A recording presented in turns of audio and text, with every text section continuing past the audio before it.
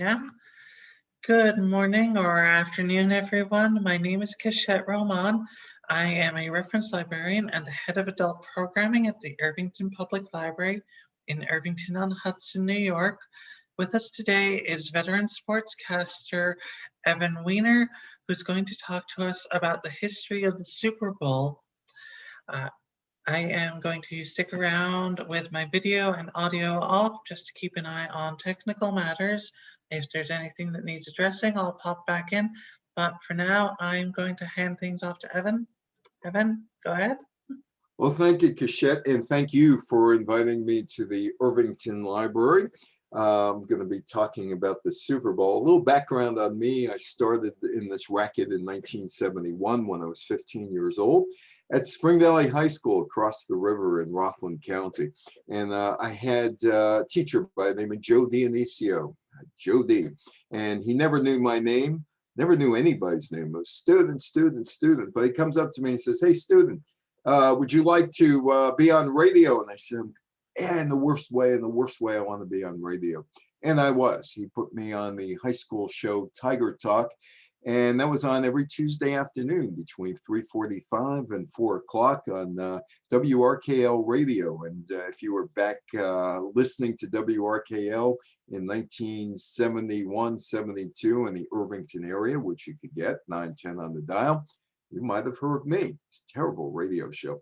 I also ended up working for the Nyack Journal News, which has the same name as the paper today in Westchester, but the content is vastly different, and also the Bergen Record. And Joe opened the doors up for me there. So, and I did 3 different stints at the Bergen Record, the last one writing op-ed pieces at the turn of the century into about 2005, 2006. In 1978, I was working for WGRC Radio in Nanuet, New York, and our signal did not go over the Hudson River. It went west, even though Nanuet is no more than 10 miles from the library. And in March of 1978, I was assigned a story. Democrats of 1978 genre were meeting at the Nyack, the Tappan Zee Townhouse in Nyack. And my boss, Steve North, said, it's a Saturday. And he said, whatever you get, save until Monday. Well, John Lindsay, the former mayor of New York City, was there and told me he was running for Senate in 1980. And I ran back to my station, then fed UPI and AP, and I get a call from WNEW Radio, Henry Marcotte. And he said, how'd you like to do that story for us? I said, how much you going to pay me? He said, $10. I said, sold. And that was my introduction at the age of 21 to 50,000 watts of WNEW radio. I was there until 1981 when they gutted the news department. But WNEW was the home of the New York Giants football team. And that is Phil Simms, who is the MVP of the game, which was played in January 1987. Giants fans will certainly remember the Giants beat Denver, if you were around in those days. That is me with Phil, and that is at Pace University up in Pleasantville when the Giants held camp at Pleasantville. And if you're looking at the picture of me, I'm trying to ask Phil a question. In fact, I did ask Phil a question, some inane question, I'm sure. And Phil is looking at his banana. He would rather be eating the banana than looking at me. And years later, I gave Phil the picture. I said, what's the choice, the banana or me? And he looked at me. The banana, of course. Anyway, Phil Simms was an MVP of the Super Bowl as the New York Giants quarterback. The Super Bowl, well, it's a big deal. And why is it a big deal? Well, now it is because it's more than a game. But it took an act of Congress to create the Super Bowl because Congress had to pass legislation which allowed the merger of the American Football League and the National Football Leagues. That happened on November 8th, 1966, when Lyndon Johnson signed a law which was an anti-inflation bill, but the merger legislation was tacked on to the anti-inflation bill. Super Bowl was an act of Congress, but it's far more than an act of Congress. The Super Bowl today or tomorrow in Tampa, the security is being headed up by the United States Secret Service. It is a major event. It is the second biggest major event of this year. Usually it is the biggest event of any year, but this year, because it was a presidential inaugural, it takes second seat to that. Oh, Tampa. Hey, if you're a sheriff in Tampa, you get your own badge for this one this year. Hillsborough County Sheriff's Office, Super Bowl 55. The game, of course, being played in Tampa, Hillsborough County. One of the security offices or the security providers for the Super Bowl this year. Super Bowl, special events assessment rating 1 event, level 1. There are 50 agencies who have been on the ground in Tampa for the last year and a half. That's law enforcement agencies. They have actually been in South Florida as well, because the Super Bowl was there last year. So they've been in Florida for the last 2.5 years. They're making sure the event is totally secure. There is no word on how much money it costs taxpayers to provide security. The NFL does not pay any money to help secure the event, in addition to the Secret Service, which is the lead agency in protecting the Super Bowl. There's the FBI, there's FEMA, there is the Customs and Border Patrol. Basically, their job is to make sure there are no counterfeit shirts being sold or jerseys being sold, because the NFL wants to crack down on people using its logo or the team logo or the Super Bowl logo on, say, a t-shirt. The local police, part of the security team, Tampa, of course, Hillsborough County, perhaps Pinellas County, maybe Polk County, along with the Florida State Troopers, and they're all there together to make sure that this event is secure. Super Bowl has its roots in the most unlikely of places, and this is Black History Month. And these guys you see here at an airport counter are heroes during the Civil Rights Movement and, of course, during Black History Month, but they're not very much talked about. They are members of the American Football League All Star Team, and they went to New Orleans to play a game in January of 1965. But the best laid plans of mice and men often go awry. This would go awry as well. The American Football League had been founded in 1959 by Lamar Hunt and Bud Adams. Lamar Hunt had a team in Dallas, the Dallas Texans, and Bud Adams had a team in Houston, the Houston Oilers, that started play in 1960. New Orleans was kind of looking for an NFL team and an AFL team, and they almost had one in 1961 when a local business guy by the name of Dave Dixon had an agreement to buy the Oakland Raiders to move the team to New Orleans. That fell through. But Dixon wanted a team in New Orleans, and he couldn't get an NFL team, but he went back to Lamar and he went back to Bud and said, let's get a team in New Orleans. And Lamar and Bud liked the idea of expanding into New Orleans, and this was supposed to happen, the All-Star Game, Tulane Stadium in New Orleans, and the AFL was going to announce that Dave Dixon was going to get a team, or somebody was going to get a team in New Orleans to start in 1965 or 1966. It never happened. A quick background to the Super Bowl: Civil Rights Act of 1964, Jim Crow, New Orleans, a players' boycott, Senator Russell Long, Representative Hale Boggs, the father of the late Cokie Roberts, who was with NPR and ABC TV doing news, the Brooklyn representative Emmanuel Seller, all part of the Super Bowl creation by accident and also design. That's Ron Mix.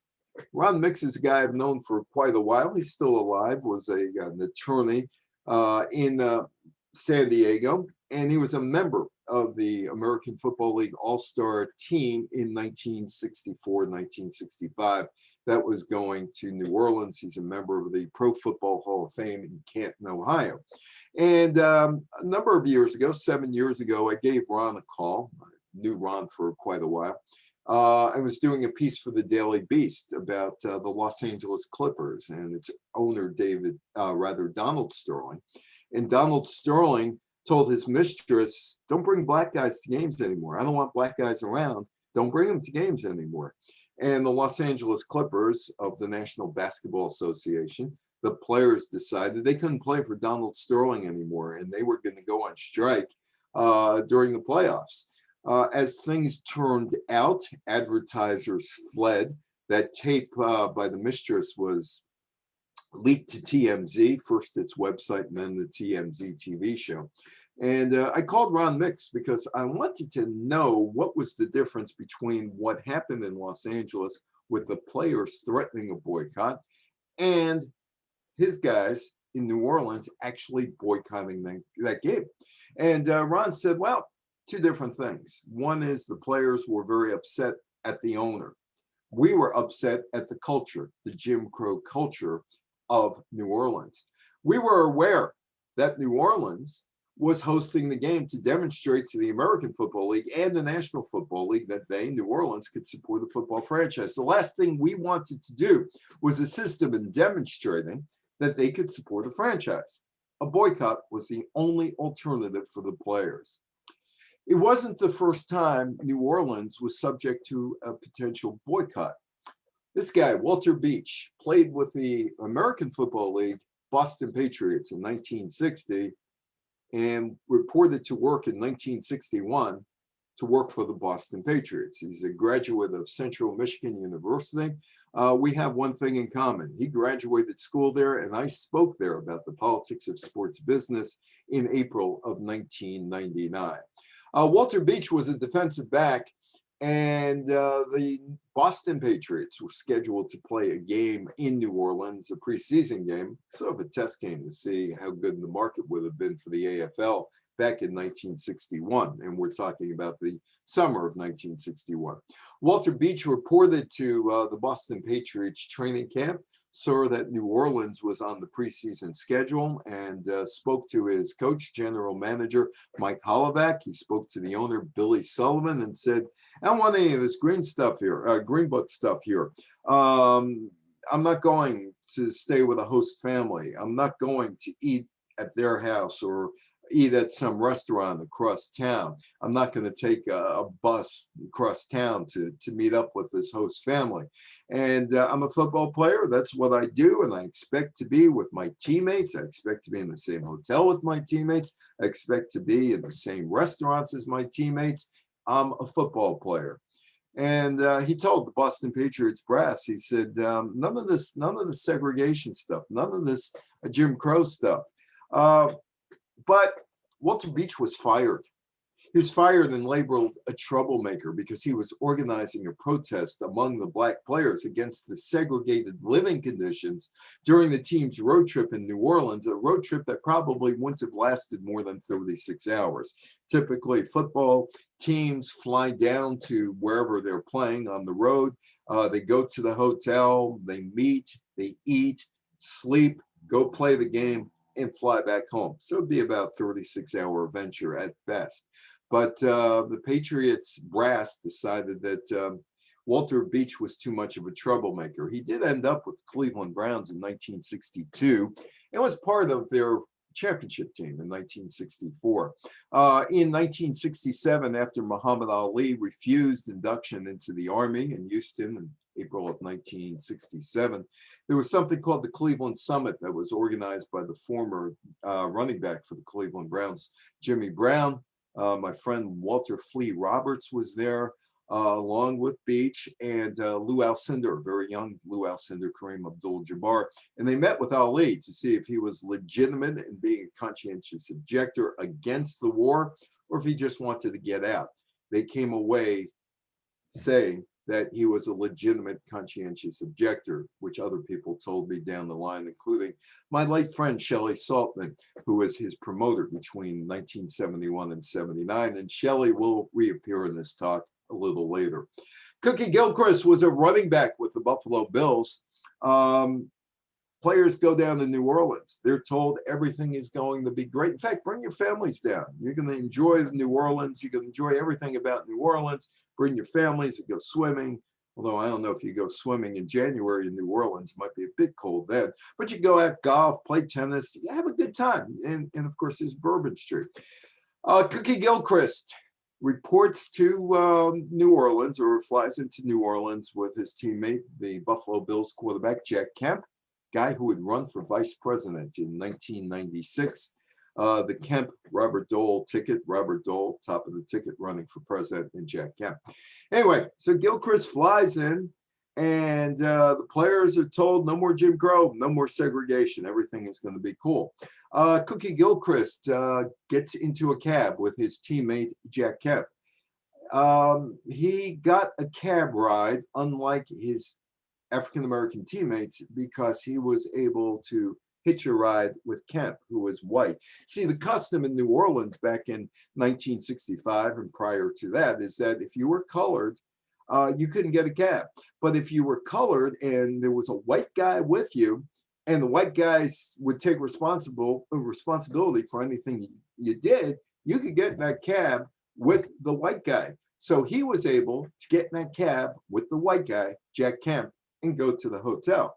Meanwhile, the rest of the African-American players were sitting, waiting for a cab at the New Orleans airport to take them into the city.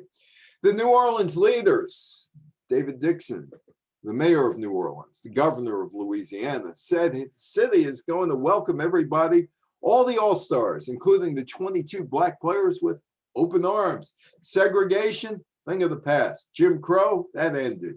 Lyndon Johnson signed the Civil Rights Act into law back in July 7th, 1964, and the city desperately wanted a professional football team, particularly Dave Dixon. Equals, if you look at that program, you'll spot something immediately. Now, forget about the two coaches, Pop Ivy and Hank Stram at the top. There are 8 players circling that star on the program. This is from 1963, January 13th, 1963, the American Football League second annual All Star Game in San Diego. So you got 8 players there. 5 of them are whites, 3 of them are African Americans. 37.5% of that program, of the players, African American. African American players were treated as equals in the American Football League, unlike the National Football League. The American Football League was the only league at the time to truly embrace African American players as an equal on the field with white players. Major League Baseball really didn't. In fact, it took until 1959 for the Boston Red Sox to desegregate with Pumpsie Green. The National Football League didn't either. In fact, Washington did not have a colored player as their owner, George Preston Marshall, who was a racist and told everybody he was a racist.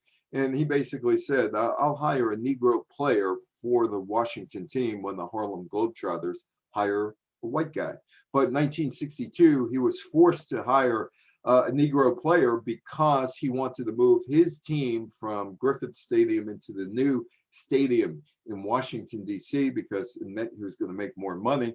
And the Kennedy administration said, the only way we're going to give you a lease to play in that stadium is if you desegregate. George Preston Marshall did. But that was 1962. This is 1964, just 2 years later. The American Football League needed players when they started in 1959 for the 1960 season. The National Football League scouts, they went to watch players from big-time schools and conferences, the Big Ten or schools in the South.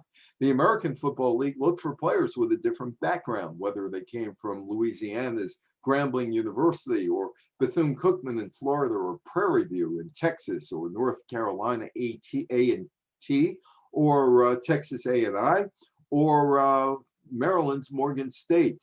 Or they picked up players literally from the scrap heap who were on the streets, or retired players like George Blanda, who last played in 1958, or players from the Canadian Football League like the New York Jets Hall of Famer Don Maynard, who went to play in Canada in 1959 and then signed with the New York Titans in 1960.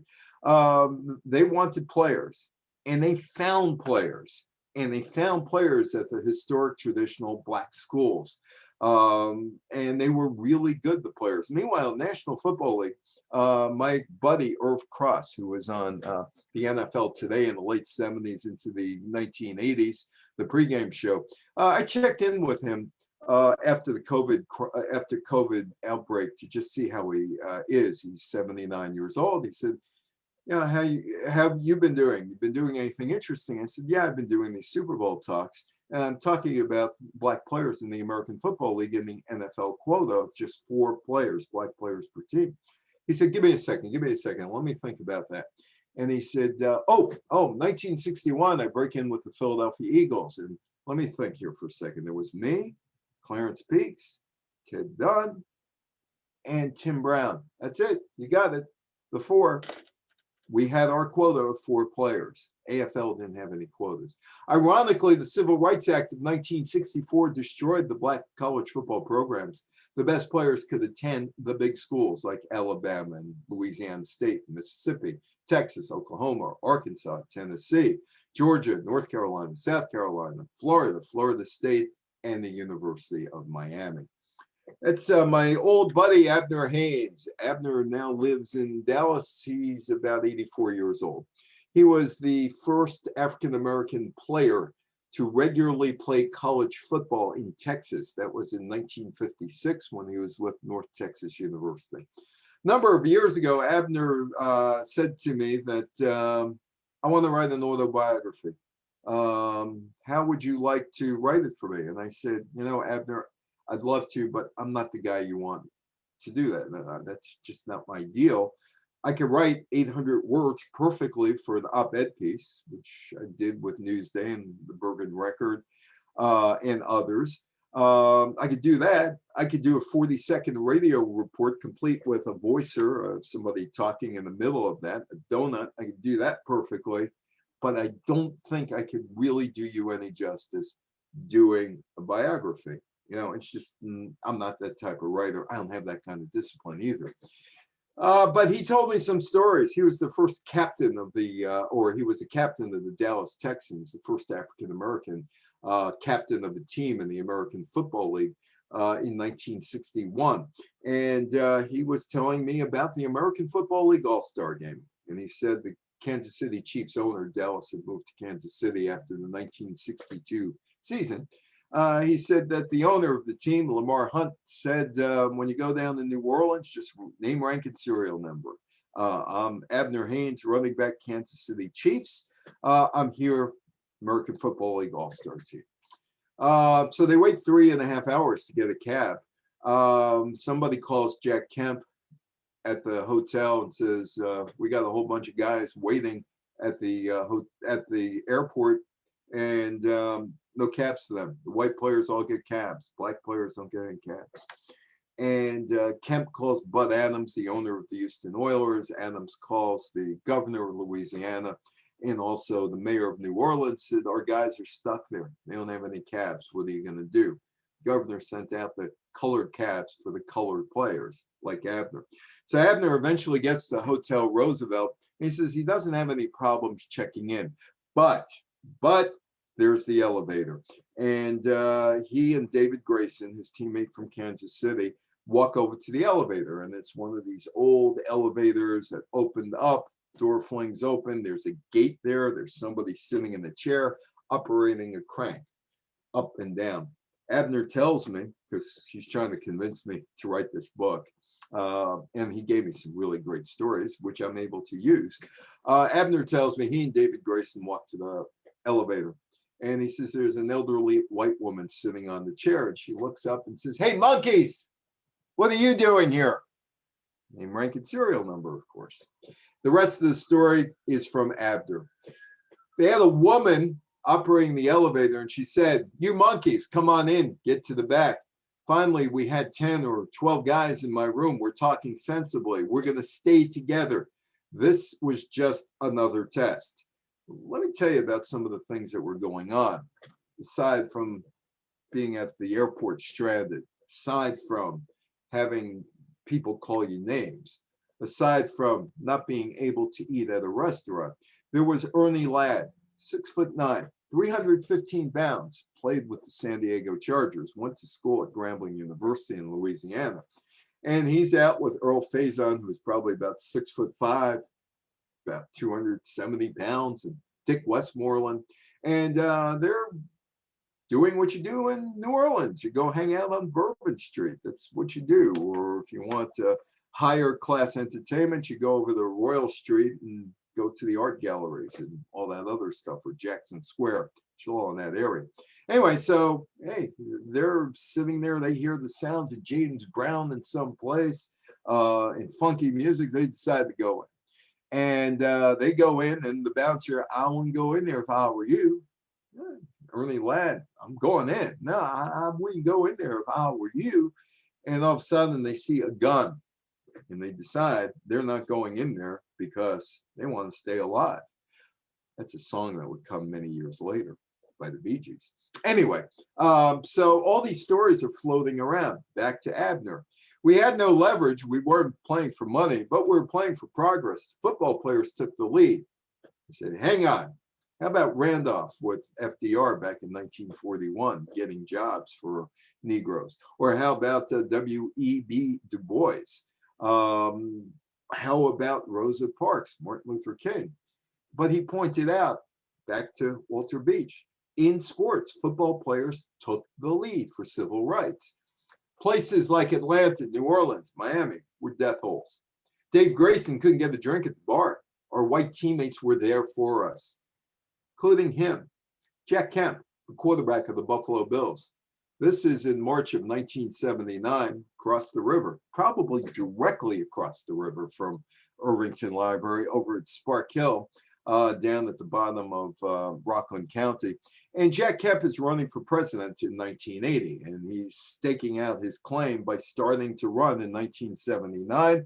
And he is down in Spark Hill in Rockland County, and there's a reason that these people showed up in Rockland County, like Lindsay and others, because we at local stations would give them news coverage, and the news coverage would extend to AP and UPI and guys like me on WNEW radio in New York and other stations in WINS in the New York area. Anyway, Jack Kemp is running for president. That's the first time, and we had a 30-year relationship. It's the first time I ever met him. And I'm talking to him about presidential politics. I'm all of 23 years old at that time. But I'm experienced by this point. I had John Lindsay and others by this point. Anyway, conversation briefly turned to the American Football League. And Jack Kemp was a supporter of what the African-American players were going to do. And it's kind of amazing when you look at it in terms of courage, because he put his professional football career on the line. He was the quarterback of the Buffalo Bills, the president of the American Football League Players Association. And in 1964, he was a Barry Goldwater delegate in Western New York, campaigning for Goldwater because he had laid the foundation for a future political career with that. So he also put his political career on the line. Years later, I gave him that picture. Hey, Jack, I just found this. And he said, you want me to sign it? I said, yeah, go ahead, sign it. I don't care. And he looks at the picture. He said, what happened to your hair? And I looked at him and I said, what happened to your brown wig? It was powdery white. It's with my son in 2003, Arizona, Biltmore.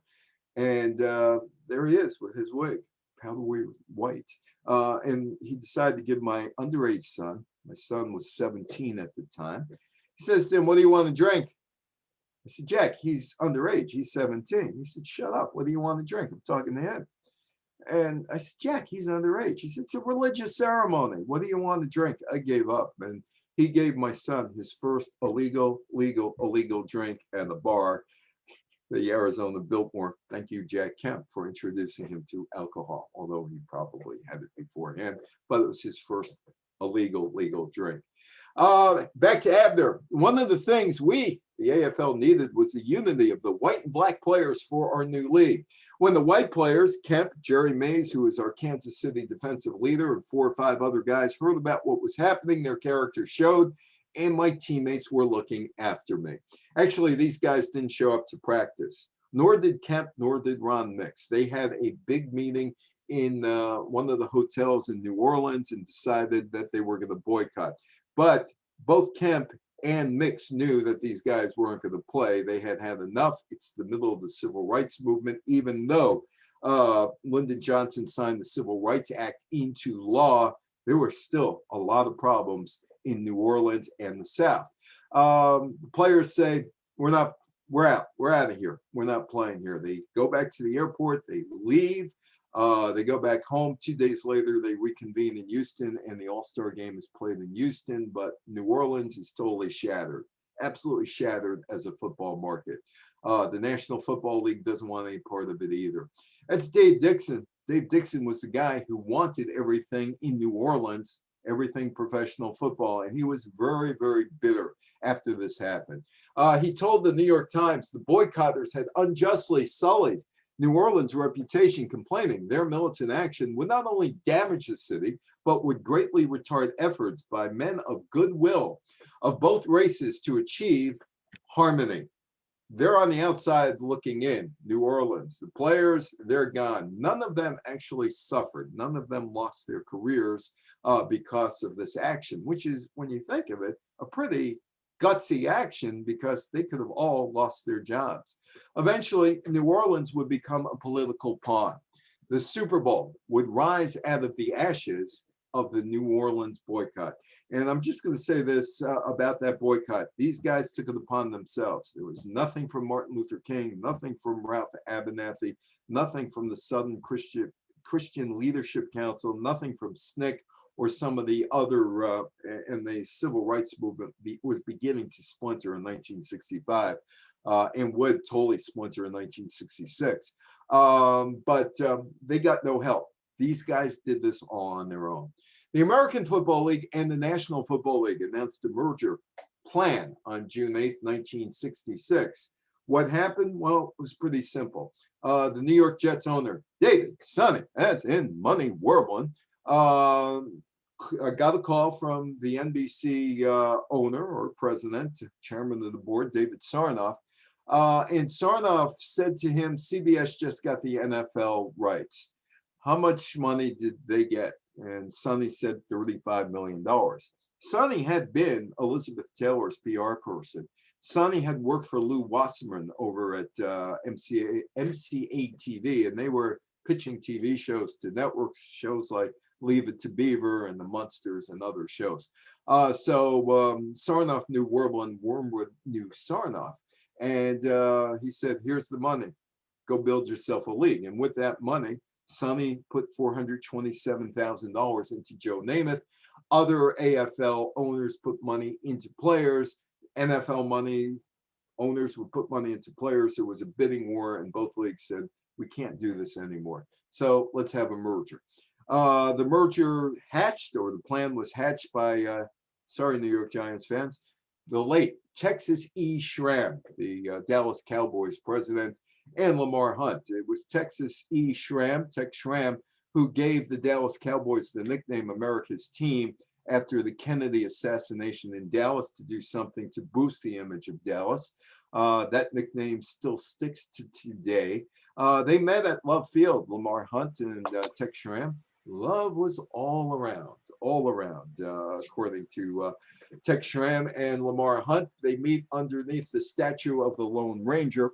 Love Field was the place Kennedy's body was taken after he was killed and flown back to Washington. So Hunt and Schramm in separate cars are working out this merger.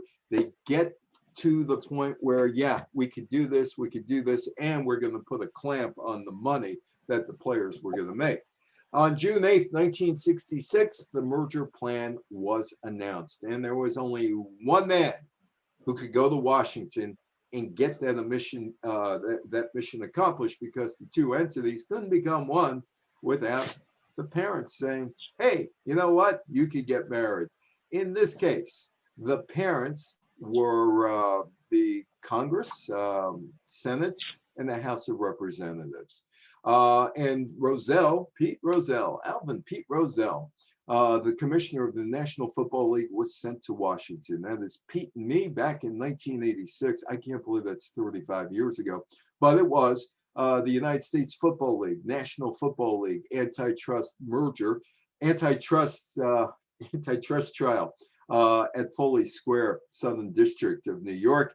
Judge Peter K. Leisure, and here we are on the steps in Foley Square. Across the street was Richard Nixon, who I interacted with at the same time as the merger. And he had his offices across the street. Anyway, somebody must have said something funny because both Pete and me are smiling. So Mr. Rozelle goes to Washington, but by 1966, he's in his 7th year on the job. A sports commissioner, is a hardened political lobbyist and activist. And he was an old hand on Capitol Hill by the summer of 1966, because in 1961, Rozelle wanted something from Congress. What he wanted was the same TV setup that the American Football League had in 1960 with ABC TV, the American Broadcasting Company, where the AFL, which just started, a startup league in 1960, was able to package all 8 of its teams as one and sell it to a network. ABC really wasn't a full network in those days. It was just a half network with stations. Yeah, we have one in New York, but we don't have one in Miami. They would get one in Miami in 1960. That deal was cut by a guy by the name of Jay Michaels, who did the deal between the American Football League and ABC TV. You might know his son, Al Michaels, the announcer for NBC Sunday Night Football. Nepotism goes a long way in my business. Al Michaels, by the way, started as an assistant to Monty Hall with Let's Make a Deal, and then worked himself up to Chuck Barris in The Dating Game, where he was the one who picked out the bachelorettes and picked out the bachelor on that show, The Dating Game, and then went into sportscasting. Major League Baseball had a limited antitrust exemption that they got back in, or they had a full antitrust exemption that they got back in 1990. What Rozelle wanted was a limited antitrust exemption because the NFL had some television court issues in the 1950s, and that was presided over by a judge by the name of Alan Grimm in Philadelphia. And Rozelle and his lawyers went to Grimm and said, can we do the same thing as the AFL? And Grimm said, no, that violates antitrust laws, which meant he had to go to Congress and talk to the Brooklyn Democrat, the representative from Brooklyn, Emanuel Seller, who probably had been there since the War of 1812. Not seriously, 1920. So he's in his 41st year there at that point. And he wants to get a limited antitrust exemption so the league could sell its 14 franchises as one to a television network. And the only 2 that mattered in those days was CBS and NBC. Seller gets it through the House in 2 days. Estes Kiefhauer gets it through the Senate in 1 day. It goes up to John Kennedy's desk. And on September 30th, he signs the Sports Broadcast Act of 1961, which allowed the NFL to bundle its 14 franchises and sell it as a package of games to a TV network, either CBS or NBC. Ultimately, it would be CBS. The law helped propel the NFL into a different economic orbit and gave the New York Giants and the Mara family the same amount of money from TV as the Green Bay Packers got. Put Green Bay on an even footing with the Giants. 2 of the 3 fathers of the Super Bowl, or 2 of the 3 that put the effort into the Super Bowl. Russell Long, the Democratic senator from Louisiana, and Lyndon Johnson. Rozelle goes to Washington, but the Louisiana Democrat, the Senator Russell Long, is the Senate Majority Whip, chairman of the Senate Financial Committee, and Congressman Hale Boggs, who was an influential congressman, weren't very excited about this planned football merger because, you see, New Orleans wasn't getting a team. The AFL just washed its hands of the city, and the NFL saw what was going on in New Orleans and said, we don't want any part of this. We want no part of it, even though they were in Atlanta and they were in Dallas, which were, as John Wooden once told me, who was a player with the Cleveland Browns, were just death holes back in those days for African-American players.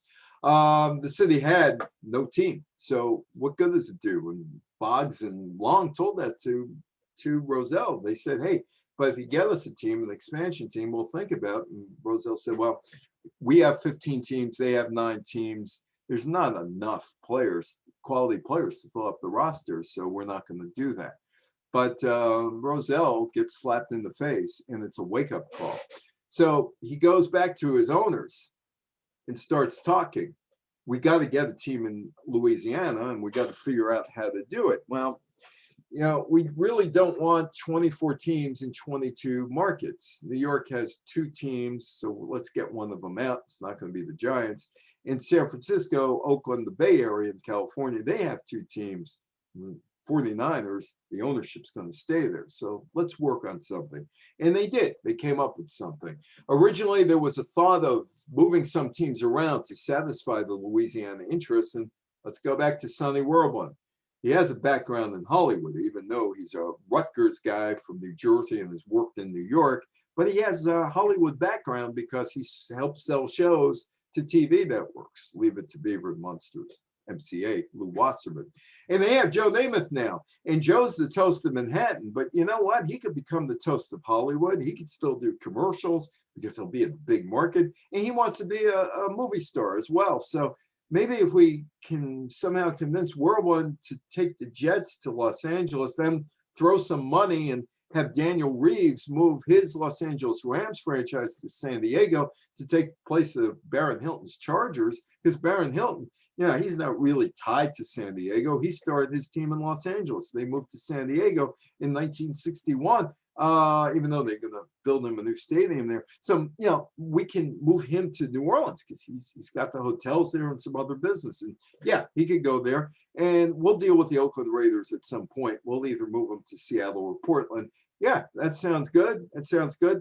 Hey, Pete, go back down to Washington. Go talk to Emmanuel Seller. And he does.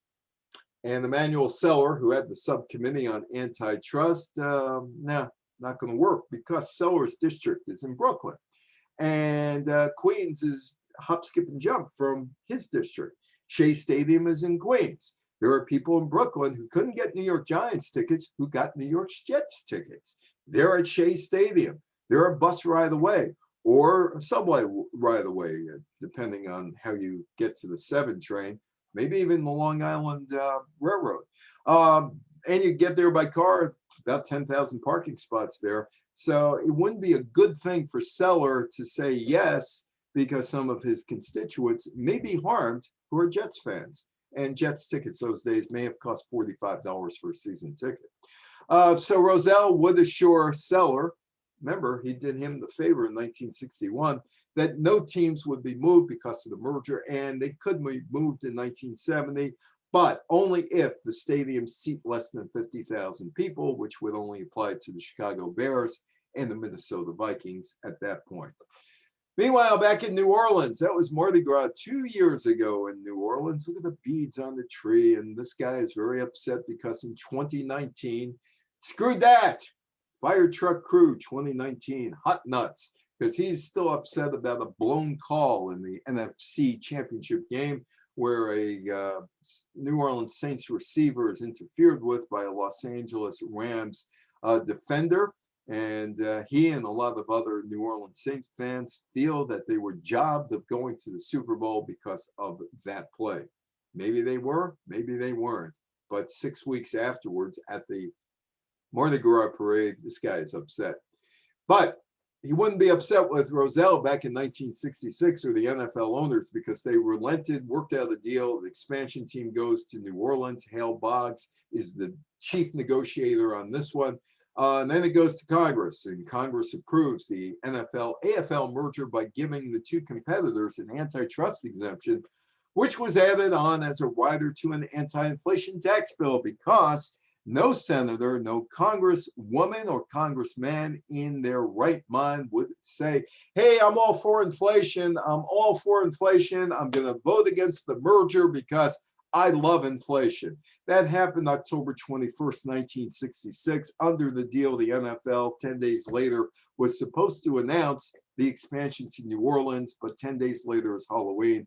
Why not hold it off to All Saints Day the next day?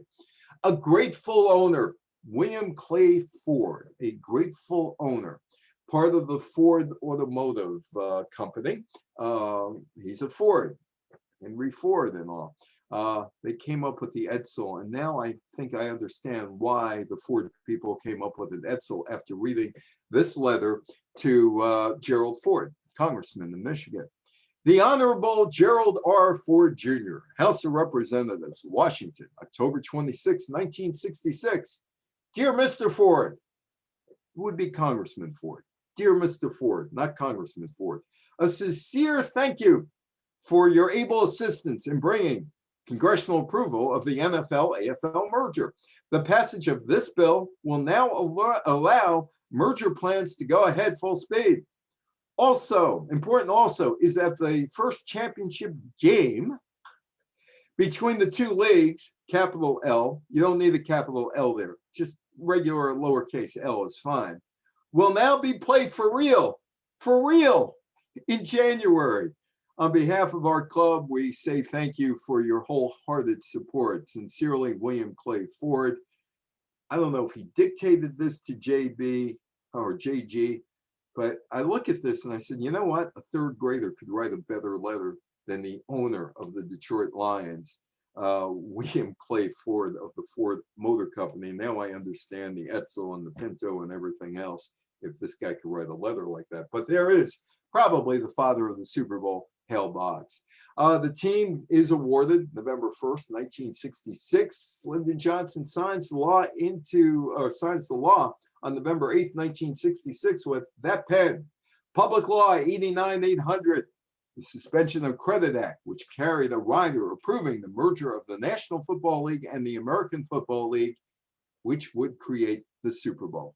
Speaking of Canton, Ohio, those 22 guys or so from the American Football League are honored with an exhibit at the Pro Football Hall of Fame.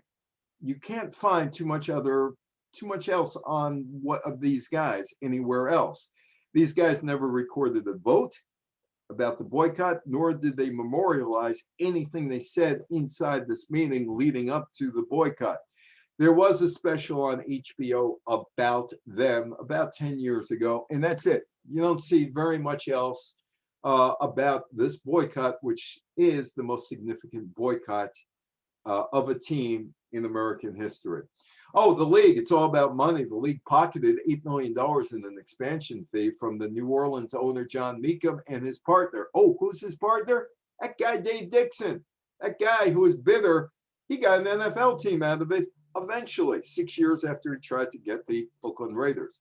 That money was split evenly between 15 owners, about $470,000 per owner. Additionally, Sonny Werblin, Leon Hess, and Phil Island, the Jets ownership, had to give Wellington and Tim Mara over at the New York Giants $10 million because Harry Wismer, who originally owned the New York Titans in the American Football League back in 1959-60, invaded the Giants' territory. By the way, Werblin, Island, and Hess got the team out of bankruptcy for about $1 million because Wismer couldn't pay his bills. The Oakland Raiders ownership handed over $8 million to the San Francisco 49ers ownership. They too, those sets of owners, invaded an NFL territory.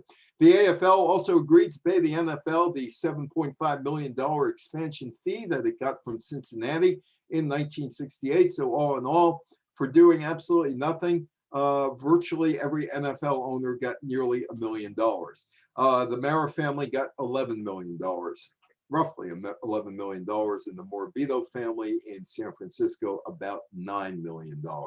Nice work if you could get it. Meanwhile, here's a question that you could ask and win some money on. Did Vince Lombardi, and you could type this in chat if you want, did Vince Lombardi ever win a Super Bowl or 2 Super Bowls? I'll give you 5 seconds. Okay, I've stopped playing the music because if I play more, Merv Griffin is going to sue me for money for the Jeopardy Think song. The answer is Green Bay and Kansas City played in the first American Football League, National Football League World Championship game. That was January 15th, 1967.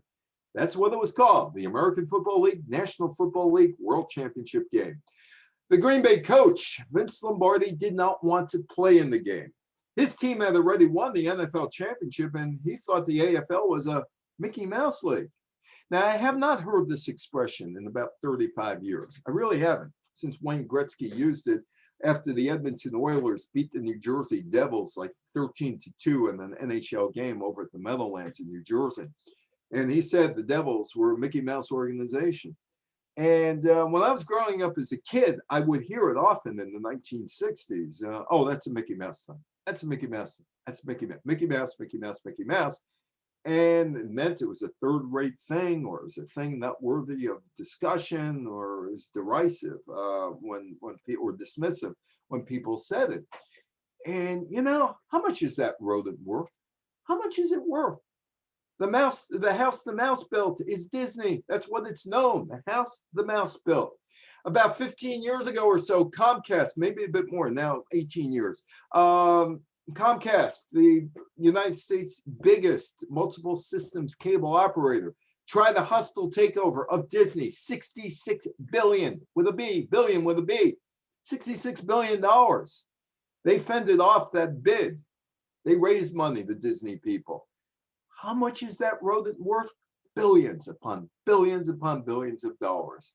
The first game, not the Super Bowl, but the first game, now called Super Bowl I, it's in Los Angeles. Los Angeles is a big event city, so it's perfect for Los Angeles, correct? Well, maybe not so perfect.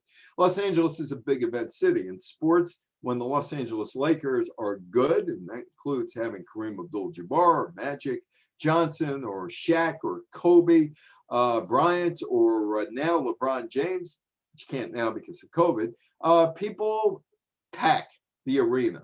The Dodgers, Los Angeles Dodgers, Walter O'Malley moved them from Brooklyn in 1957. And those games are always packed. Academy Awards, movie previews, premieres, all of that, big events. This is supposed to be a big event. Really wasn't. The game is held 94,000 seat Los Angeles Memorial Coliseum. Ticket prices $12.10 and $6. $6. That's it, $6. Even by 1966, 67 standards, it's not a bad price, $6. 33,000 empty seats. Last time a Super Bowl or the World Championship game was not a sellout.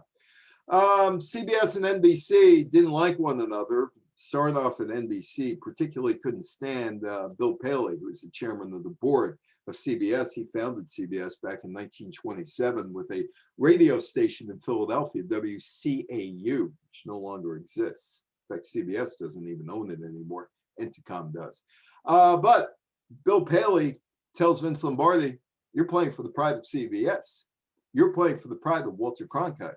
You're playing for the pride of Ed Sullivan. You're playing for the pride of Topio Gigio. You're playing for the pride of Lucy. You're playing for the pride of Red Skelton.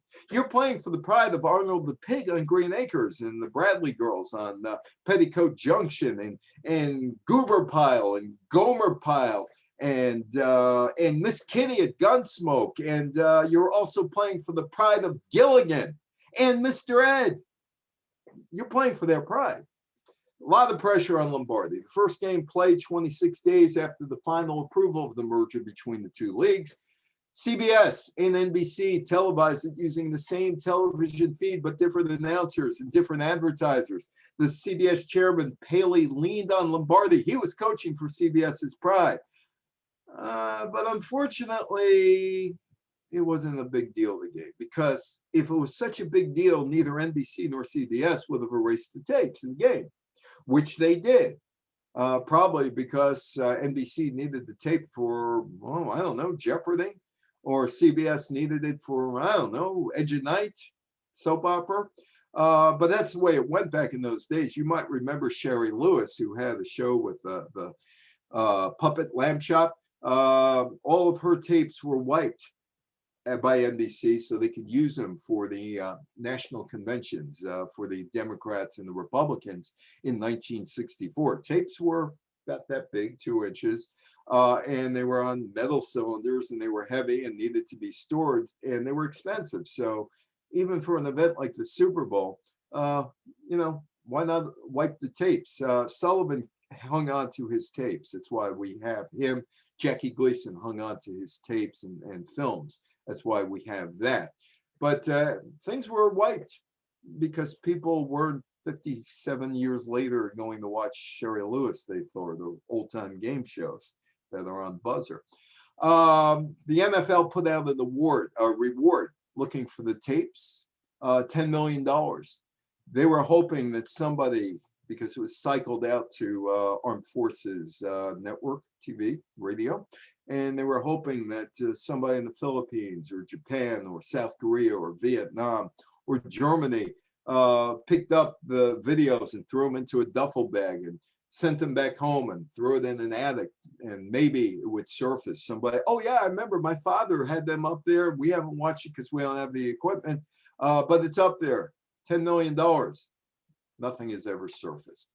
The game can be seen in its entirety through pieces of videotape, NFL films, and you can listen to it with the radio broadcast. So there is that, but you know, nobody thought all that much of this game. They just erased it. Jerry Kramer was a guard with the Green Bay Packers. I interviewed him in 1988. I keep all of my interviews. I got 500 of these right next to me, so I could dig up old interviews, and that will probably go one of these days on this flash drive as the technology continues to evolve.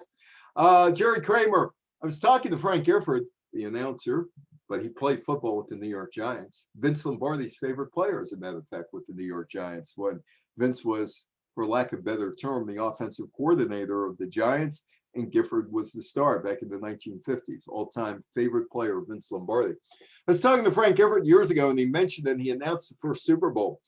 Gifford said he was fairly cool, fairly calm and relaxed. He went over to put his arm on Vince's shoulder, and Lombardi was shaking like a leaf. Gifford said, that really made me nervous. Gifford, of course, was the CBS announcer, represented the NFL, and Lombardi was playing for his pride. By the way, Lombardi and Gifford were part of the 1956 New York Giants NFL championship team. Always about money, money, money, money. CBS and NBC charged $42,000 for a 30-second commercial. The two networks paid $9.5 million to televise the game. TV networks now pay billions of dollars for the NFL, and for tomorrow's Super Bowl game, the average cost of the commercial will be $5.5 million. And some of those commercials have already leaked on the internet. So even though they're paying the $5.5 million, think of all the publicity those companies are getting for their commercials. The two leagues couldn't even agree on which ball to use. When Green Bay was on offense, they used the Wilson Duke football, which was named after Wellington Mara, the Giants owner, who is named after the Duke of Wellington by Tim Mara. When Kansas City had the ball, they used the AFL sanctioned Spalding, not Spalding. I had Spaldings when I was a kid. Pink ball, they were great. Spalding's J5V football. The rivals, Ford against Chrysler, two of the big three automakers. Ford, of course, owned a team in the NFL. When Pete Rozelle was the commissioner of the NFL, he lived up the road here in Harrison, and every day a Ford station wagon would take him to Midtown Manhattan, complete with a driver. And Chrysler was the NBC AFL advertiser, so there was the rivalry there. CBS against NBC. David Sarnoff at NBC had a long-time grudge against his rival over at CBS, Paley. For instance, 1948, Paley signed Jack Benny, Burns and Allen, and other NBC radio stars to to contracts, and moved them over to CBS. CBS got the rights to the NFL in 1962 and 1964, which forced Sarnoff to give money to Sonny Werblin to build a football league. NFL establishment sports writers, Tex Mall, Sports Illustrated, who could never find anything good to say about the American Football League, against Kurt Gowdy, the NBC announcer for baseball and football, also the Boston Red Sox announcer. They nearly came to blows in Super Bowl III, the Namath game in 1969. It wasn't just a game, but all of that would subside, as Tex Schramm told me. Tex exaggerated some stuff, a lot of stuff. The Super Bowl kind of put the icing on the cake, and the interest in the National Football League kept rolling until it was the most popular spectator sport in the United States. But I'm going to contradict Tex here for a second. I did when he was alive. The Harris Poll, 1965, said football was the most popular sport in America. The first Super Bowl, January 15th, 1967. Maybe Tex mixed up his dates. Some people, Al Davis, That was to some people. Al Davis began calling the American Football League, National Football League World Championship game, the Super Bowl, in 1968. Al Davis, the managing partner of the Oakland Raiders, and Oakland was in the Super Bowl. It wasn't the Super Bowl, the World Championship game, against Green Bay again, Miami in 1968. No one could think of a proper name. Again, a long time ago, I was talking to Pete Rozelle, and I said, how'd you come up with the name? And he said, oh, the name. Well, I thought Lamar Hunt's idea of calling it the Super Bowl was corny. And I said, corny? He said, yeah, corny. You know, like super duper back in the 1930s and 40s. Remember, Rozelle was born in 1926. We used things like super duper. That was big, super duper. You know, razzle dazzle, looky, looky, here comes Cookie. It was corny. And I looked at him, I said, corny. This is the mid-1980s. I said, I haven't used that phrase since I'm a teenager, before I was a teenager back in Queens. And he looked at me, he said, corny. And I said, you really were born in 1926. Closer examination of the name. In the July 25th, 1966 letter to Rozelle, Lamar Hunt wrote, I have kiddingly called it the Super Bowl, which obviously can be approved upon. Can it be approved upon? Let's think about this for a second.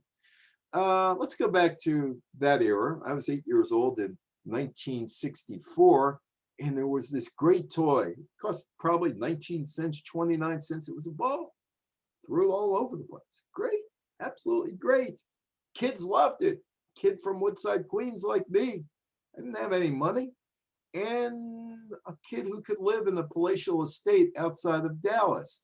Let's talk a little bit. Well, let's let Lamar talk, because I did interview him, the late Lamar Hunt, in the late 1990s in Palm Springs, California.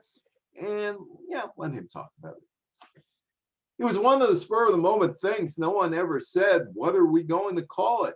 It was just one of those things that just came out of the mouth. Not too inspired.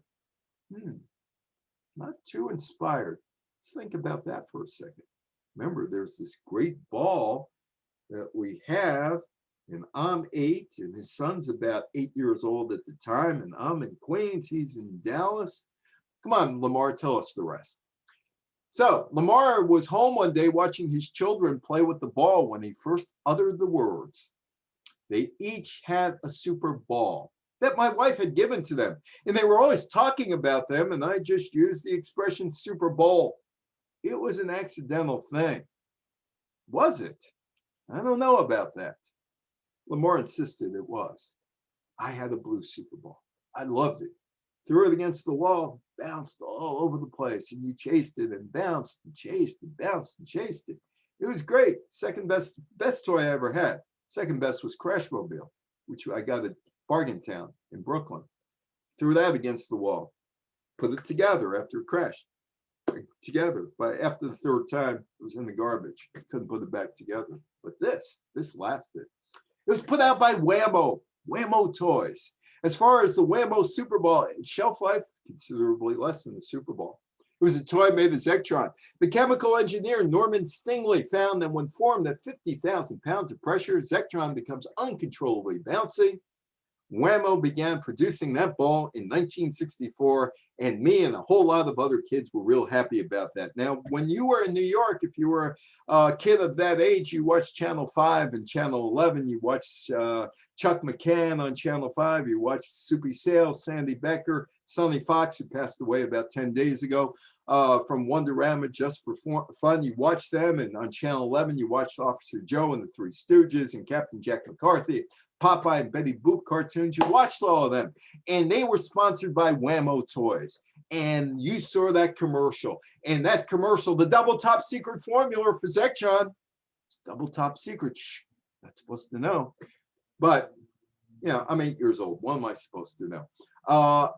The competitors, the toy manufacturers, knew exactly what it was. It was Zectron, and they copied it. And by 1976, the ball took its last bounce. The Super Bowl continues. Over in Mamaroneck, on the other side of the county, at Wingfoot Golf Course. That is me on the right with the piece of paper, Bruce Morton with the ABC microphone. who actually came to my talk last night in Tenafly about 1969. And when I do this talk or sports talk, Bruce occasionally pops on and gives his perspective as well. So we're talking to Joe Namath, and we are talking about what happened in 1969, January 12th, 1969, when the New York Jets beat the Baltimore Colts 16-7. But history is never written by the losers. Very little literature is out there about what happens when you lose a war.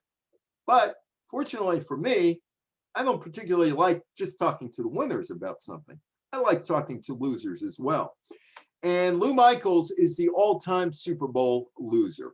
Lou Michaels was a kicker with the Baltimore Colts back in 1969, and his brother was the defensive coordinator of the New York Jets, Walt Michaels. And here we are, it's January 5th, 1969, and Lou Michaels decides to go to a bar in Fort Lauderdale. And he's relaxing with some of his Baltimore Colts teammates, and walks in is Joe Namath, along with Jim Hudson, the defensive back with the New York Jets. They walk in, Joe looks up, he sees Lou Michaels, and he runs back out. Then he comes back in, screaming and yelling, pointing at Lou Michaels with Jim Hudson. Looked like a wrestling skit or a boxing skit. But you know what? Let Lou tell you, because he was there and I wasn't. I must say, Joe is a very cocky individual. I never expected that from Joe. When he walked into the place, he had a fur coat on. I'll never forget it, a fur coat in Miami. And he points over to me instead of saying, "Hi, I'm Joe Namath." I thought he was going to introduce himself and say hello. He points over to me and says, "We're going to kick the out of you, and I'm going to do it." My old friend, a guy I respected an awful lot, Dave Anderson of the New York Times, the only sports writer ever to win a Pulitzer Prize, the late Dave Anderson. We talked about the old days because he did cover the American Football League and the New York Jets. And he said that week before the Super Bowl, anybody who came up to Joe would say, "We're going to win this football game. We're going to win this football game." Didn't matter who you were. We're going to win this football game. Didn't matter who you were, like those two women. This is a Super Bowl news conference. It's about January 6th, January 7th, and Joe does what other good New Yorkers and people from New Jersey and Connecticut probably do. Hey, to escape the snow, and we're supposed to have snow tomorrow on top of what we got out there today, could be up to 8 inches of snow tomorrow. Hey, go down to Miami, relax for a week or two, get a tan, and then come back home. And Joe looks like a typical tourist, doesn't he? He's got his chaise lounge on the beach. He's even got his own towel, because if you look behind his left ear, you see it says New York Jets towel. So he lays it out there. He's got his newspaper there. So he's going to sit and sun himself. And he's going to do it while he's talking to Paul Zimmerman of the New York Post, Larry Fox of the Daily News. I don't see Anderson there. Jerry Green of the Detroit News is there as well. And so he's holding court on the beach. Maybe a little canasta afterwards. I don't know. So anyway, so these two women, I could just picture these two women. "Selma, you think that's him?" "Gertie, I don't know."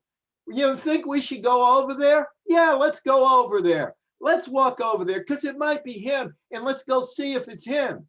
"Is that you?" "It's me, and we're going to win the game." "Oh, wait until I tell the girls back home that Marjan game. Oh, I can't wait to. Anybody got a camera? Anybody got a camera? Because the girls are never going to believe us." Well, people had cameras. That picture in color was in Sports Illustrated. There were other pictures of that in the New York newspapers. Yeah, the two women, you really met them. That guy in the back in the blue shirt, he must have worked in the garment district because he's oblivious to everything. Must have been a garmento. And she's oblivious to everything too. New Yorkers, they've seen it all, except for those two women. They want to know. Namath makes the game important. The Jets-Baltimore game is the turning point. Joe guaranteed the Jets were going to win, and he delivered. And he's in the Hall of Fame for that. And he's in the Hall of Fame for something else. See, when people got to that game or watched that game, 4 o'clock in Miami, you could still buy tickets to that game in the Orange Bowl. People didn't realize that American culture in those 3 hours was going to change. Joe Namath changed America's culture with the New York Jets winning, because the first 2 Super Bowls were hum-ho affairs. and nobody gave the American Football League team a chance of beating Baltimore, but Joe did. And because of Joe, who's in the Hall of Fame because of that game, and the name changed to Super Bowl, the Super Bowl would take on a new life starting in 1970. Super Bowl III. Hey, you know what? Non-COVID days, parties at your house, people flocking in to watch the pregame show, national anthem, commercials, leaving to eat, coming back during the halftime shows, some people watching the football game, betting on the football game, prop bets and all that other stuff. That didn't happen in 1969. Flimsy pregame show featuring a marching band and what looked like Mr. Machine, a toy that I never got as a kid, which I wish I got, but I never got as a kid because we couldn't afford it or whatever it was. Mr. Machine-like things with jerseys from the Jets and Colts draped on them. The Apollo 8 astronauts, Frank Borman, William Anders, and Tom Hanks. Well, I meant Jim Lovell. Tom Hanks played Jim Lovell in Apollo 13, the movie directed by Opie, Ron Howard, won Academy Awards.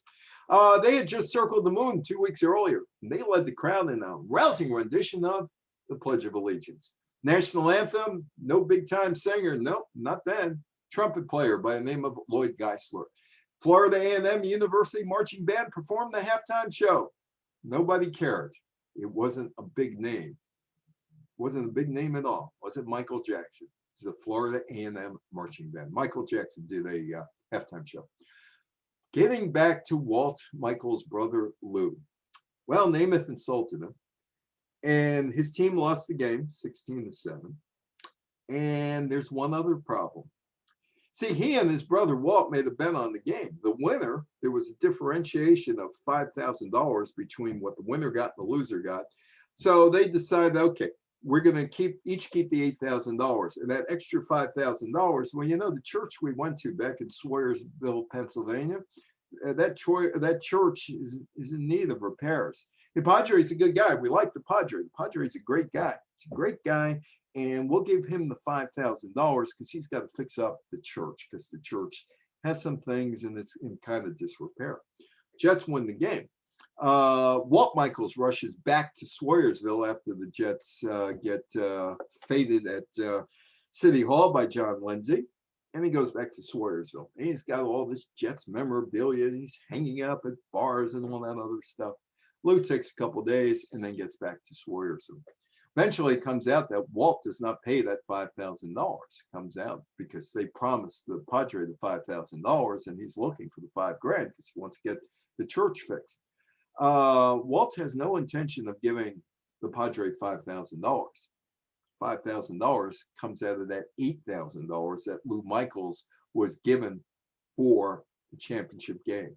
He is the ultimate loser. Loses to Namath in the bar room, loses the game, loses the $5,000 because his brother backed out of a bet he made on the game.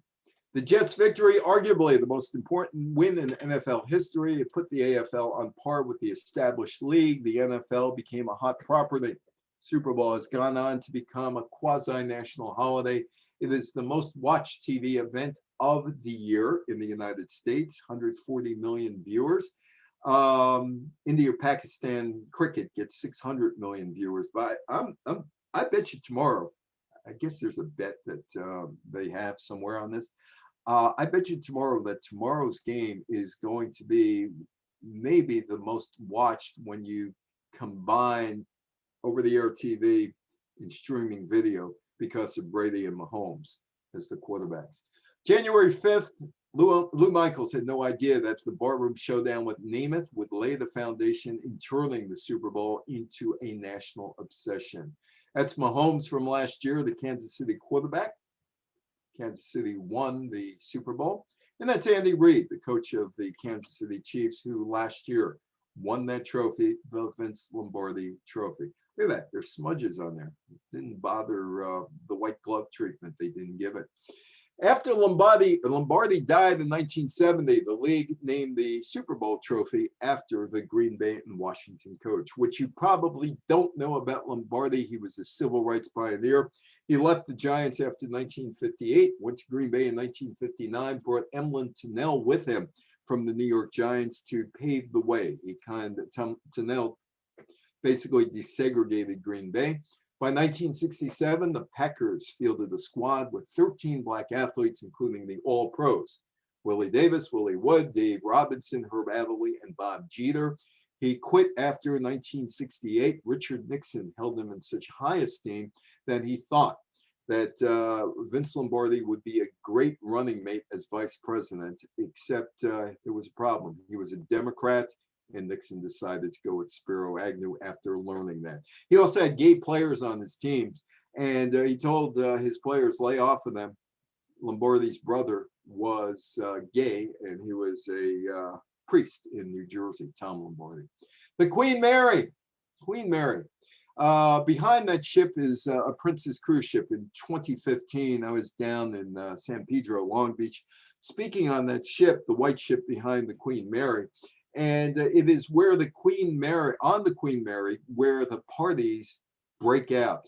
I talked about Shelley Saltman before, and Shelley was Ali's promoter, but he happened to be in the Queen Mary in 1973, and we were talking about that. I miss Shelley. He passed away 2 years ago, and even though he was in LA and I was here, we were the closest of friends in terms, and even though he was in his 80s and I was in my 60s, we were very close friends. We talked about 4 or 5 times a week. He was a sports executive. He would go on that year, 1973, to be the promoter of the Bobby Riggs, Billie Jean King Battle of the Sexes. He promoted the Evel Knievel jumps and was beaten up by Evel Knievel as well. But he was at this party. And it was 1973 in January on the Queen Mary, and the Super Bowl takes on the new personality then because it becomes a social event. Shelley told me anybody who is anybody in the Los Angeles, Hollywood area was on that ship if they were in town, not making movies or on concert tour or whatever. Dean Martin was there. And that begins a new Super Bowl era because word leaked out there was a party surrounding that game. And if they could have a party, why don't we have a party? And it's party time, right? And that's me, John Madden in the middle, Dennis Steele on the right. And it's party time. And I worked with John for 15 years between 1988 and 2003. John is out in Pleasanton, California now, 83 years old, enjoyed the grandchildren, not on the bus really anymore. Now he's 83, so he's got problems associated with an 83-year-old. That's at Sync Sound in Manhattan on 10th Avenue and 56th Street. So it's party time, and I don't have a telestrator that works, but let's do it John style. Hey, there the boom, burgers are over there, and boom, there the chicken is over there. You got your chips over there. You got your dogs over there. You got your cups. Cups, that means we got something to drink over there. Hey, cake, that's good. We got cake over there, and more dip over here, and more chips over here, and popcorn over there. Hey, good. Ketchup, and mustard. Yeah, ketchup and mustard. Hey, good. Where's the rye bread? Need the rye bread. Got to have my favorite sandwich. Ketchup and mustard on rye bread. That's his favorite sandwich. True. Favorite sandwich. Next to bagels. But anyway, party time. Big party weekend without COVID. Maybe even with COVID in some areas if people decide to chance it. Every community in America is touched by the Super Bowl as stores sell big TVs. My wife said the other day, hey, look at my Costco ad.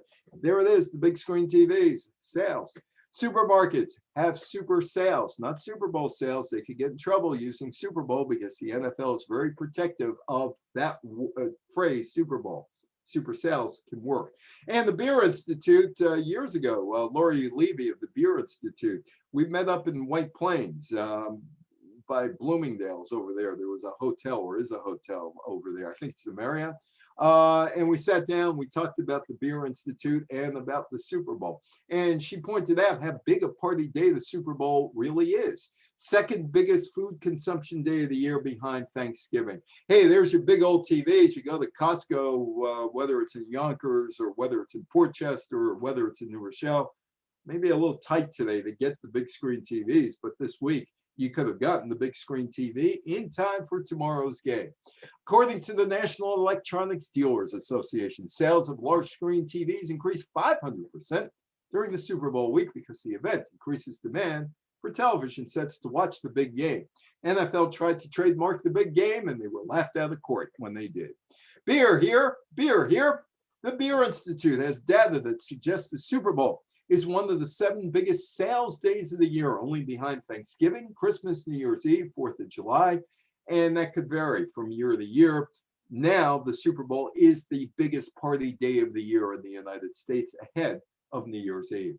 Newspapers sell advertising for special Super Bowl sections. They could get away with using Super Bowl because there's some editorial in that section, writing. So the NFL can't go after them because of freedom of the press and all that other stuff. The Super Bowl is a moneymaker for supermarkets, department stores, bars, snack food makers, breweries, and restaurants. And you might notice the pizza places around here are constantly busy because consumption of pizza in the United States goes up 67%. And in New York, we have real local pizza, as opposed to, say, Kansas, where they'll have Pizza Hut pizza. It is also the springboard for companies to start their annual TV, radio, and print advertising campaigns. Before I get to Mount Vernon Stadium, the actual game takes second place as a news event as the NFL attempts to draw non-football fans to the TV. Rating commercials has become a major part of the entertainment package. This one done in the departed Mount Vernon Stadium. That stadium is being replaced now down on Sanford Boulevard rather, and off the Hutch. They shot this commercial in 1979 or 78. It is Mean Joe Green, Pittsburgh Steelers, coming off the field, and this kid's trying to get his attention, finally does with Coca-Cola, and everybody lived happily ever after. This was shown in 1979 during the Super Bowl. Joe Namath, remember Joe? Well, Joe, after the Super Bowl, well, he did an Noxzema commercial with Farrah Fawcett. He also did movies with Raquel Welch, a movie with Raquel Welch. He also had his own TV show, The Joe Namath Show, with Dick Schaap and Larissa Moritz. Jimmy Walsh, his agent, and has been his agent since he signed with the Jets in early 1965, had him do Hanes pantyhose commercial, where he said he loves the pantyhose under his uniform. And over the years, women have said to me, we don't want to necessarily see Joe's face. He was good looking. We want to see more. We want to see him in his pantyhose. And I said, like that? I heard a moan from a woman once looking at that. And I said, oh, man. It's only a picture of gym shorts and pantyhose. You know, he did a lot of things. Bells are ringing at the Claridge Hotel in Atlantic City as an actor. And he's selling Medicare coverage helpline. If you need dentures, or you need glasses, or a hearing aid, or even a ride to the doctor, I'm happy I called. That is what Joe is selling right now. But Joe is going to be 78 years old in May. He'll be 78 years old. Jimmy Walsh still has him working. Medicare coverage helpline. Some of the best commercials: the Mean Joe Green Coke commercial in 79, Apple Computer Sledgehammer in 84, Pepsi. Coke guy takes a Pepsi in 96, Tabasco sauce in 98, 3D Doritos 98. By the way, Coke is not going to be in tomorrow's Super Bowl, nor is Budweiser. Budweiser, instead of sending or spending money on the Super Bowl for commercials, has decided that they are going to use that money for COVID-19 vaccine education. So you won't see the Clydesdales tomorrow. Reebok, Terry Tate, office linebacker, and Betty White, who about 10 days ago turned 99, when she was a mere child of 88, did a Snickers commercial with Abe Vigoda. Back to the politics of the Super Bowl. No more fun and games here. It's politics time. Bill Bidwell moved his St. Louis Cardinals football Evan, sorry to interrupt. Yeah. We are running short on time. Okay, well, I got about 5 minutes. So we got five more minutes here? Sure thing. Okay. We'll do this real quick. Bill Bidwell moved his Phoenix Cardinals to Tempe, Arizona, encountered a major problem there. The state said no Martin Luther King Day after Ronald Reagan made it a national holiday. And in 1990, the Super Bowl was given to Bidwell because he had attendance problems. And basically it was, hey, buy his tickets, get a shot at the 1993 Super Bowl. But there was no Martin Luther King Day. And voters in 1990 were told by the NFL, if you want the Super Bowl, you better vote for Martin Luther King Day in 1990. They didn't. The NFL pulled the Super Bowl out of Tempe, Arizona. But in 1992, during the presidential election year, Clinton, Perot, and George H.W. Bush, there was a do-over. And the NFL says, we'll give you the 1996 game if you decide that you want Martin Luther King Day. The voters said yes, and the NFL used its political influence to get Martin Luther King Day. The national anthem, 1991, Whitney Houston, that was done on tape. That was the Giants Buffalo game. That was not live, done on tape. And it is the anthem that people look up as the best anthem ever done at a sports event. 2004, Janet Jackson, Justin Timberlake, the costume malfunction, which nobody saw. You had to have TiVo to slow it down to see the 9/16 of a second that Janet Jackson had an exposed breast. Social media of the day, AOL Instant Messaging, along with Yahoo Messenger and whatever Hotmail had. People started talking about this. They used their TiVo and they saw it. And pretty soon, politicians said, hey, wait a minute, something immoral happened here. And they raised fines at TV stations if they were caught with indecency or foul language. The fines went up to $550,000.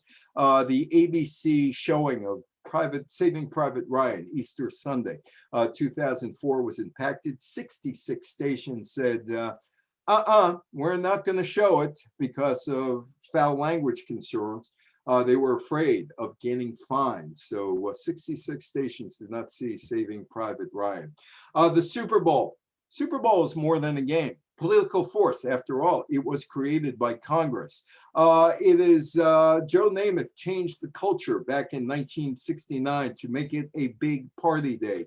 And it would reemerge politically in both Arizona and also the FCC in 2004 because of indecency. Kejman, thank you so much for inviting me. I could open up for a couple of questions before I go. Just let me know and we could have a couple of questions. Okay, we do have a couple minutes for questions. If anyone in the audience has anything they want to ask, if you need to unmute, you can hold down the space bar on your keyboard.